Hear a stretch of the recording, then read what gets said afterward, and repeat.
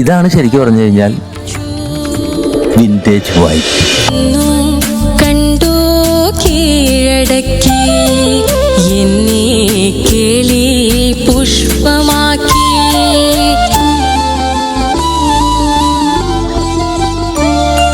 ശ്രാവണ ചന്ദ്രിക പൂച്ചൂടിച്ചു, ഭൂമി കന്യക പുഞ്ചിരിച്ചു.